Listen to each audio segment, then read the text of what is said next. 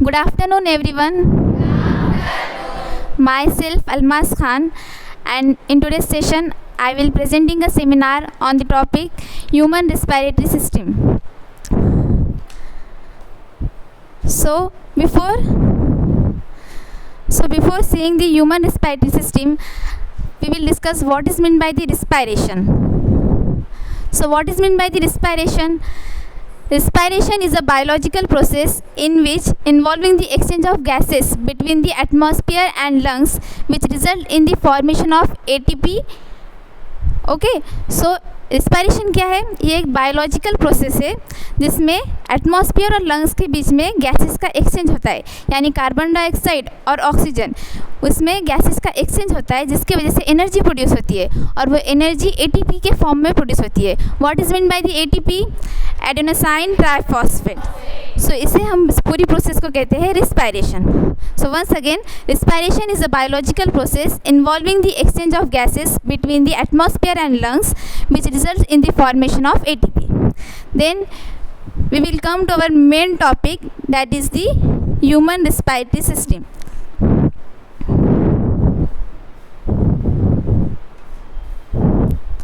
So human respiratory system consists of various parts such as nostrils, nasal passage, nasal cavity, then pharynx, larynx, trachea, bronchi and lungs.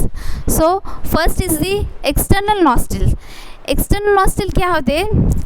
External मतलब जो हमारी nose होती है उसके अंदर दो होल्स प्रेजेंट होते हैं. उस होल्स में से हम क्या करते हैं? सांस अंदर लेते हैं. तो सांस अंदर लेने के बाद वो नसल पैसेज में जाती है. नसल पैसेज क्या होती है? गुफा होती है जिसमें स्मॉल हेयर्स प्रेजेंट होते हैं. अब उसमें हेयर्स क्यों प्रेजेंट होते हैं? क्योंकि बाहर जो एटमॉस्फेरिक टेम्परेचर है, लेट्स सी बाहर अगर 50 डिग्री टेम्परेचर है तो इतनी गर्म हवा हम अंदर तो नहीं ले सकते ना, इसकी वजह से हमारे लंग्स डैमेज हो सकते हैं. इसीलिए हमारे बॉडी के टेम्परेचर को मेंटेन करने के लिए उसे कूल डाउन करने के लिए, उसे मेंटेन करने के लिए इनका काम ये हेयर्स का होता है. सिमिलरली अगर बाहर ठंड है तो मीन्स कोल्ड टेम्परेचर है तो उसे हमारे बॉडी के टेम्परेचर को मेंटेन करने के लिए, उसे थोड़ा गर्म बनाने के लिए बाहर जो डस्ट पार्टिकल प्रेजेंट है उसको ट्रैप करने का काम इन हेयर्स का होता है. फिर नसल पैसेज से हम जाएंगे नसल चैम्बर. नसल चैम्बर को ही हम नसल कैविटी भी कहते हैं. नसल चैम्बर को ही हम नसल कैविटी भी कहते हैं. तो हम सबसे पहले एक्सटर्नल नॉस्ट्रिल कहाँ पे ओपन होते हैं? नसल पैसेज में. नसल पैसेज के बाद वो जाते हैं नसल चैम्बर में. नसल चैम्बर को हम नसल कैविटी भी कहते हैं. फिर बाद में नसल चैम्बर ओपन होती है फैरिंग्स में. अब what is mean by the फैरिंग्स? फैरिंग्स it is a common passage for food and air. मतलब ये कॉमन पैसेज होता है फैरिंग्स, जिससे से फूड का भी ट्रांसपोर्ट होता है और एयर का भी ट्रांसपोर्ट होता है. मतलब फैरिंग्स में अगर हम देखेंगे, समझो यहाँ पे है हमारी फैरिंग्स, तो फैरिंग्स बाद में दो इसमें डिवाइड हो जाती है, जैसे कि इसोफेगस जिसे कोई हम क्या कहते हैं? फूड पाइप, और विंड पाइप को ही हम ट्रैकिया भी कहते हैं. तो जब हम देखते हैं फूड और एयर साइमल्टेनियसली दोनों भी एक साथ आ रहे, तो जब फूड और एयर आते हैं तो फूड को इसोफेगस में जाना होता है और एयर को ट्रकिया में जाना होता है. लेकिन ये बहुत ही हाई प्रोबेबिलिटीज़ पे होता है. लेकिन कभी कभार क्या होता है, जो हमारा फूड है कभी कभार ट्रकिया में चले जाता है, जिसकी वजह से वो लंग्स के अंदर जाने के बाद लंग्स उससे क्या करता है? ज़ोर से हम खांसी खाते तो वो फटाक से हमें बाहर निकालना होता है, क्योंकि वो लंग्स के अंदर तो नहीं रह सकता ना, उसका कुछ काम ही नहीं होता है. तो वो सिर्फ सीधा हमारे फूड पाइप में जाना चाहिए, ट्रकिया में ना जाए. इसीलिए वहाँ पे ट्रकिया के ऊपर एक होल प्रेजेंट होता है जिसे हम कहते हैं ग्लॉटिस. ग्लॉटिस क्या करता है? उसके ऊपर एक कार्टिलेजिनस फ्लैप लाइक स्ट्रक्चर होता है, जिससे वो एपिग्लॉटिस उसको ढक के रखता है, ताकि हम जब भी खाना खाए तो वो फूड पाइप में ही जाए, मतलब वो कुछ सेकंड के लिए ढक के रखता है, ऐसे ही वो बंद नहीं रहता है. जब हम स्वेलो करते, जब हम जब खाना खाते तब हम सांस ले सकते, बट जब हम इसे फूड को निगलते, जब हम स्वेलो करते तब हम सांस नहीं ले सकते. आप कभी भी नोटिस कर लीजिएगा. क्योंकि जब हम क्यों नहीं कर पाते हम? क्योंकि देखो, जब भी हम फूड को स्वेलो करेंगे तो यहाँ पे जो ये ग्लॉटिस है तब वो क्या करेगा? इस कार्टिलेजिनस फ्लैप लाइक स्ट्रक्चर जब तक वो ढक के रखेगा, ताकि हमारा खाना फूड पाइप में जाए, विंड पाइप में न जाए. इससे लेकिन कभी कभार क्या होता है, वो फूड विंड पाइप में चले जाता है, यानी ट्रकिया में चले जाता है, और फिर बाद में एक्सपेल आउट हो जाता है, क्योंकि ये नेचुरल प्रोसेस है. ठीक है। फिर बाद में हम देखेंगे ये फेरिंग्स का काम हो गया। फेरिंग्स के बाद मैंने बताया आपको ग्लॉटिस। ग्लॉटिस के बाद हम जाएंगे तो आता है लैरिंग्स। लैरिंग्स क्या होता है? लैरिंग्स कार्टिलेजिनस होता है which helps in the production of sound. लैरिंग्स को ही हम वॉइस बॉक्स भी कह सकते हैं और साउंड बॉक्स भी कह सकते हैं, उसके दो नेम से। और लैरिंग्स जो है इससे हमारी साउंड प्रोड्यूस होती है उसकी वजह से। फिर लैरिंग्स के बाद क्या आता है? ट्रकिया। ट्रकिया एक सिंपल ट्यूब लाइक स्ट्रक्चर होता है जो कि हमारे वेंट्रल साइड में प्रेजेंट होता है। आप देख सकते हो यहाँ पे हमारी ट्रकिया है तो वो वेंट्रल साइड में होती है, और जो वर्टिबल कॉलम है वो डॉर्सल साइड में प्रेजेंट होता है। अब यहाँ पे समझो हमारा वर्टिबल कॉलम है,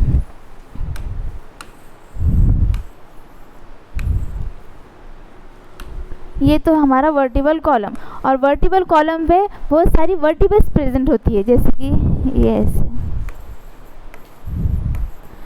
तो जो हमारी ट्रकिया है वो 5th थोरैसिक वर्टिब्रे पे आके डिवाइड होती है। अब समझो ये 1st, 2nd, 3rd, 4th, 5th, समझो यहाँ पे 5th थोरैसिक वर्टिब्रे है।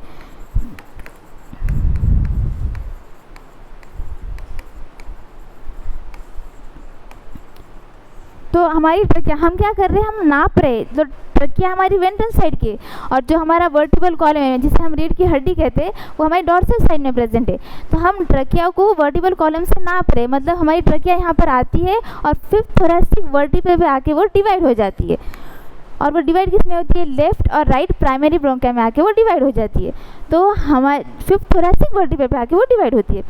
तो यहाँ पे जो ट्रकिया है वो पहले 2 ब्रांचेस में डिवाइड होती है। पहली वाली पहली लंग में जाती है और दूसरी वाली दूसरी लंग में जाती है। तो फिर बाद में ट्रकिया के भी फर्दर डिवाइड होते हैं, वो ब्रोंकाई में डिवाइड होते हैं। तो फिर बाद में हम देखेंगे तो ट्रकिया जो है पहले ब्रोंकाई में डिवाइड होती है, जिसे हम कहते हैं प्राइमरी ब्रोंकाई। प्राइमरी ब्रोंकाई में डिवाइड होती है, फिर प्राइमरी ब्रोंकाई टू वो सेकेंडरी ब्रोंकाई में जाती है। प्राइमरी ब्रोंकाई का फर्दर डिवीजन होता है, वो जाता है secondary bronchi. Secondary bronchi further divide होकर टर्शियरी ब्रोंकाई में जाती है। टर्शियरी ब्रोंकाई फर्दर डिवाइड होती है इनिशियल ब्रोंक्यूल्स। अब याद रखिएगा कि ब्रोंकाई बड़ी होती है और ब्रोंक्यूल्स छोटी होती है। फिर इनिशियल ब्रोंक्यूल्स से हो जाते हैं टर्मिनल ब्रोंक्यूल्स, और टर्मिनल ब्रोंक्यूल्स से फिर हो जाते हैं रिस्पायरेटरी ब्रोंक्यूल्स। फिर रिस्पायरेटरी ब्रोंक्यूल्स से हो जाते हैं अल्विलाई। अब ये अल्विलाई क्या होती है? तो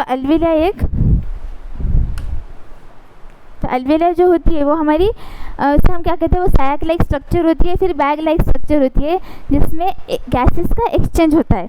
वो एक मेन साइट है, वहाँ पे गैसेस का एक्सचेंज होता है। अल्विलाई के पास उसके पास भी उसके डक्ट्स होते हैं जिसे हम कहते हैं एल्वेलार डक्ट्स, उसके पास वो प्रेजेंट होते हैं। तो हम देखें हमने क्या देखा सबसे पहले?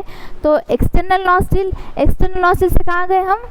नसल passage, then nasal chamber, then pharynx, then glottis, then larynx, then trachea, primary bronchi, secondary bronchi, tertiary bronchi, initial bronchioles, terminal bronchioles, respiratory bronchioles and then alveoli. तो अगर हम यहाँ पे देखें तो ये जो एक्सटर्नल नॉस्ट्रिल से यहाँ तक जितना पार्ट है, ये टर्शियरी ब्रोंक्यूल्स, एक मिनट, जो एक्सटर्नल नॉस्ट्रिल से जो टर्मिनल ब्रोंकाइल जो जितना भी पूरा पार्ट आता है उसे हम कहते हैं कंडक्टिंग पार्ट। इतने पूरे पार्ट को हम क्या कहते हैं? Conducting part. और ये जो रिस्पायरेटरी ब्रोंकाइल्स है और ये जो एल्वेला है, इसको हम इतने 2 पार्ट को कहते हैं एक्सचेंजिंग पार्ट होता है ये।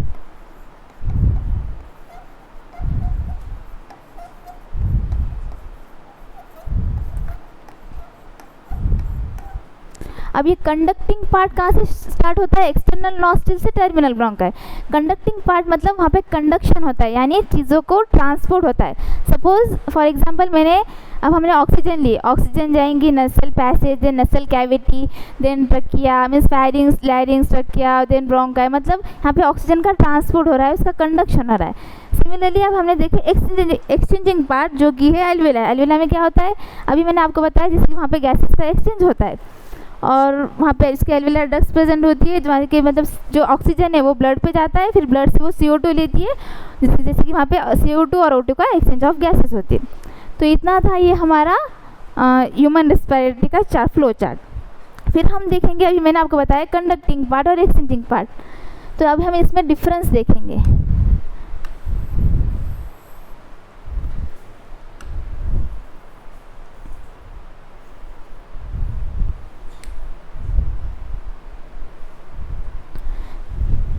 ओके, तो कंडक्टिंग पार्ट और एक्सचेंजिंग पार्ट में क्या डिफरेंस है तो हम ये देखते हैं। तो कंडक्टिंग पार्ट जो होता है वो external nostril to terminal bronchi से स्टार्ट होता है। मैंने आपको बताया कि एक्सटर्नल नॉस्ट्रिल से शुरू होता है और टर्मिनल ब्रोंकाई पे वो एंड होता है। फिर वो transport of air to the alveoli, वहाँ पे एल्वेलाई तक एयर का ट्रांसपोर्ट होता है और कुछ नहीं, सिर्फ ट्रांसपोर्ट होता है एयर का और कुछ भी नहीं होता। और clear air for the foreign particles, जो बाहर जो डस्ट है, बाहर जो एयर में डस्ट है तो वो एयर को क्लीन करता है और फिर उसे ह्यूमिडिफाई भी करता है। ह्यूमिडिफाई मतलब बाहर जो सूखी हवा है, वैसी सूखी हवा तो हम नहीं ले सकते ना, उसे ह्यूमिडिफाई करना ज़रूरी है। तो वो बाहर की एयर को ह्यूमिडिफाई करता है और bring the air to the body temperature, बाहर जो एटमॉस्फेरिक टेम्परेचर है उसे अपने बॉडी के टेम्परेचर तक लाने का मेंटेन करता है, उसे कूल डाउन या फिर उसे हॉट करने का इसका काम कंडक्टिंग पार्ट का होता है। फिर सिमिलरली यहाँ पे एक्सचेंज पार्ट, एक्सचेंजर पार्ट मतलब में क्या आता है, एल्वेलाई और उसके डक्ट्स आते हैं। तो it is a site of actual diffusion of CO2 and O2 between the blood and air. Alveoli क्या होती है, वो एक साइट होती है जहाँ पे गैसेस का एक्सचेंज होता है, मीन्स कार्बन डाइऑक्साइड और ऑक्सीजन का वहाँ पे एक्सचेंज होता है। और ये एक प्रोसेस से होता है जिसे हम कहते हैं डिफ्यूजन। डिफ्यूजन के प्रोसेस से यहाँ पे एल्वेलाई का गैसेस का एक्सचेंज होता है। आप देख सकते हैं कि जब भी हम खाना खाते मतलब सांस लेते हैं तो हम सांस लेने के लिए हमें एनर्जी की ज़रूरत नहीं पड़ती, हम बिना एनर्जी के भी हम सांस ले सकते हैं। तो ये हमारा डिफरेंस था कंडक्टिंग पार्ट और एक्सचेंज पार्ट में।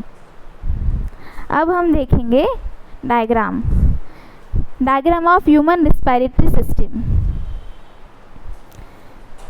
तो सबसे पहले हम देखेंगे कि ये जो यहाँ पे प्रेजेंट है इसे कहते हैं हम एपिग्लॉटिस।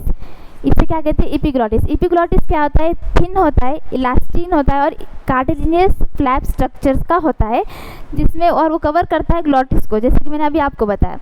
फिर बाद में ये है लैरिंग्स। लैरिंग्स क्या होता है, कार्टिलेजिनस होता है वो भी, जिससे कि साउंड का प्रोडक्शन होता है और उसे हम वॉइस बॉक्स भी कहते हैं और साउंड बॉक्स भी कहते हैं। ये होता है हमारे यहाँ पे लैरिंग्स। फिर ये इतनी जो होती है हमारी, इसे कहते हैं हम ट्रकिया। ओके, ट्रकिया क्या होती है, डिवाइड होती है 5th थोरैसिक वर्टिब्रे में आके, लेफ्ट और राइट प्राइमरी ब्रोंकिया में आके हमारी ट्रकिया डिवाइड होती है। ठीक है, फिर बाद में हम देखेंगे हमारा ये जो है यहाँ पे लंग्स प्रेजेंट है। अब लंग्स आपको जानते हैं कि डबल मेम्ब्रेन, मतलब लंग्स को मेम्ब्रेन होती है वो डबल मेम्ब्रेन। तो ये जो यहाँ पे है आउटर मेम्ब्रेन और एक इनर मेम्ब्रेन, और इन दोनों के बीच में एक फ्लूइड प्रेजेंट है। सबसे पहले हम देखेंगे जो आउटर मेम्ब्रेन है उसी को हम क्या कहते हैं, प्लूरल मेम्ब्रेन, और मतलब हम पैराइटल मेम्ब्रेन भी बोलते हैं। और जो इनर होती है उसे कहते हैं हम विसरल मेम्ब्रेन। तो जो यहाँ पे आपको दिख रहा है, जो हम प्लूरल मेम्ब्रेन को भी आउटर प्लूरा कह सकते हैं और विसरल मेम्ब्रेन को हम इनर प्लूरा कह सकते हैं।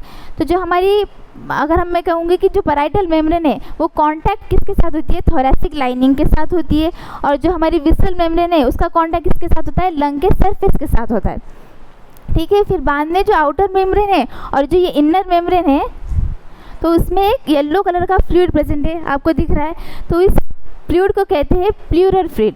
अब ये प्लूरल फ्लूइड का फंक्शन क्या होता है, वो क्या काम करता है, तो ये जब हमारे लंग्स कॉन्ट्रैक्शन रिलैक्सेशन करते तो तब फ्रिक्शन प्रोड्यूस होता है, उस फ्रिक्शन को रिड्यूस करने का काम इस प्लूरल फ्लूइड का होता है। सिमिलरली आप देखेंगे जो प्लूरल फ्लूइड होता है वो it should always be negative, वो नेगेटिव होता है। क्यों होता है, क्योंकि आप देखेंगे अब फ्लूइड है मतलब उसमें प्रेशर है यानी कि अब हमने बेसिक से देखा है कि एक पॉजिटिव है और एक नेगेटिव है। तो हमेशा प्रेशर कैसे मूव करता है, हाई टू लो की तरफ मूव करता है। सिमिलरली अगर मैंने देखा है यहाँ पे लंग्स है, लंग्स के अंदर मैंने बताया कि पॉजिटिव प्रेशर है और प्लूरल फ्लूइड के अंदर नेगेटिव प्रेशर है। तो अगर यहाँ पे हमारी एयर यहाँ से आई तो वो कैसे मूव करेंगी, अब यहाँ पे समझो हमारी नेगेटिव है तो पॉजिटिव टू एयर हमारा प्रेशर मूव करेगा, तो पॉजिटिव मूव करेगा तो इस तरह से डायरेक्शन होंगी, मतलब हमारे लंग्स क्या हो रहे, एक्सपांड हो रहे, तो it is a good sign, ये सही है। लेकिन अगर मैं आपको बताऊँ कि यहाँ पे नेगेटिव प्रेशर की जगह प्लूरल फ्लूइड में अगर पॉजिटिव प्रेशर हो गया और लंग्स के अंदर मैंने रखा नेगेटिव, तो प्रेशर है हाई टू लो करेगा मूव, तो ये हाई मतलब ये सब इस तरह से मूव करेगा, मतलब इस तरह से इसकी डायरेक्शन होगी, मतलब हमारे लंग्स क्या हो रहे, कोलैप्स हो जा रहे। तो इसीलिए हमारे लंग्स कोलैप्स हो रहे हैं, इसलिए हमेशा pleural fluid it should always be negative, pleural fluid हमेशा क्या होता है, नेगेटिव ही होता है। देन हम देखेंगे यहाँ पे एल्वेलाई प्रेजेंट है। अभी मैंने आपको बताया एल्वेलाई क्या होती है, उसके पास एल्वेलाई डक्ट्स भी होते हैं जिसमें गैसेस का एक्सचेंज होता है। फिर यहाँ पे ब्रोंक्यूल्स प्रेजेंट है, फिर यहाँ पे ब्रोंक्यूल्स है, यहाँ पे ब्रोंकस है, ये तो हमारी लंग्स है। अब यहाँ पे हम देखेंगे तो ये जो ट्रकिया है उसके ऊपर incomplete cartilaginous half rings present है। अब ये हाफ ही होते हैं, मीन्स इस शेप के होते हैं, ऐसे यू शेप के रिंग्स प्रेजेंट होते हैं, वो हाफ होते हैं, क्योंकि अगर वो फुल होंगे तो हमारी लंग्स मतलब जो हमारी ट्रकिया है वो सिकुड़ जाएंगी ना, इसलिए वो हाफ ही होते हैं। और ये इनकम्प्लीट कार्टिलेज होते हैं। अब कार्टिलेजिनस है, कोई बता सकता है कि वो किस कार्टिलेज से बना है? यस, वो हाइलाइन कार्टिलेज से बना है। और वो इनकम्प्लीट, और कहाँ से शुरू होते हैं? ट्रकिया टू इनिशियल ब्रोंकस, मतलब उसकी जो पोजीशन है सिर्फ ट्रकिया से स्टार्ट होती है तो इनिशियल ब्रोंकस तक ही वो हाफ कार्टिलेजस रिंग्स प्रेजेंट होते हैं। सिमिलरली यहाँ पे देखेंगे तो यहाँ पे डायफ्राग्राम प्रेजेंट है। अब ये जो डायफ्राग्राम है, अब ये यहाँ पे आप दिख रहे हैं ये इस शेप में प्रेजेंट है, मतलब कैसा है? वो डोम शेप है, मतलब वो रिलैक्स पोजीशन पे। अगर हमारा डायफ्राग्राम मतलब कॉन्ट्रैक्शन में होता था तो उसका शेप इस तरह से फ्लैट होता था, लेकिन अभी वो रिलैक्स पोजीशन पे, इसलिए इसका शेप कैसा है? डोम शेप है।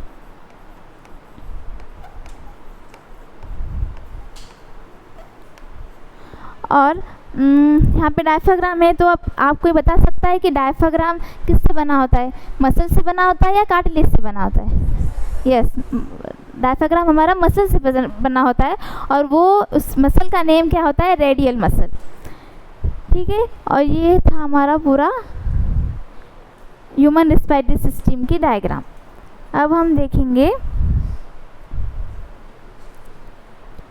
लंग्स।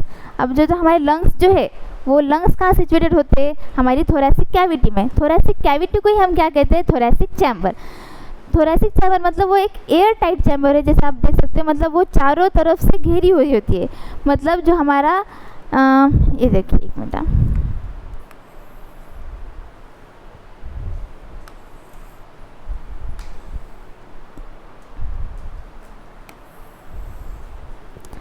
तो हमारे हम सबसे पहले देखेंगे जो लंग्स है, फिर हमने देखा स्टर्नम। स्टर्नम जो है हमारा वेंट्रल साइड में प्रेजेंट है, और जो हमारा वर्टिबल कॉलम है वो हमारा डॉर्सल साइड में, और जो रिब्स प्रेजेंट है वो हमारे लैटरल साइड में हमारे रिब्स प्रेजेंट होते हैं। तो अगर मैं आपको बताऊँ, जैसे कि सपोज ये हमारा लंग्स है, इस लंग्स को इस तरह से रिब्स घेरे हुई होती है।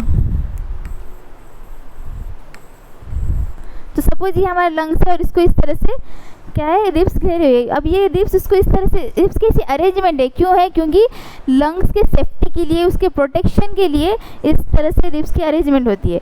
और नीचे की साइड देखेंगे तो हमारा डायफ्राग्राम प्रेजेंट है, और वो डायफ्राग्राम लोअर साइड में होता है और कैसा? डोम शेप में प्रेजेंट है। डोम शेप में होता है क्योंकि वो रिलैक्स पोजिशन पे, इसलिए ये होता है। फिर हमने पूरा क्या देखा?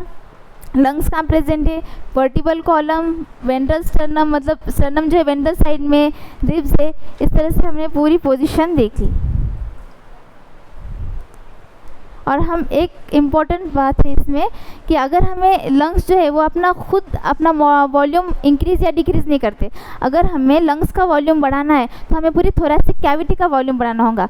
ये जो होती है, ये इतनी पूरी हमारी, मतलब यहाँ से यहाँ तक हमारी थोरैसिक कैविटी होती है, और नीचे का जो साइड होता है वो एब्डोमेन का होता है। तो अगर हमें लंग्स का वॉल्यूम इंक्रीज़ करना है या डिक्रीज़ करना है तो हमें पूरे थोरैसिक कैविटी का वॉल्यूम इंक्रीज़ या डिक्रीज़ करना होगा। लंग्स खुद कंट्रोल नहीं करते कि वो अपना खुद का वॉल्यूम बढ़ाए या घटाए, उसके लिए उसे पूरी थोरैसिक कैविटी का वॉल्यूम इंक्रीज या डिक्रीज करना होगा। तो ये थी हमारी total human respiratory system. So today's topic is our and. Thank you.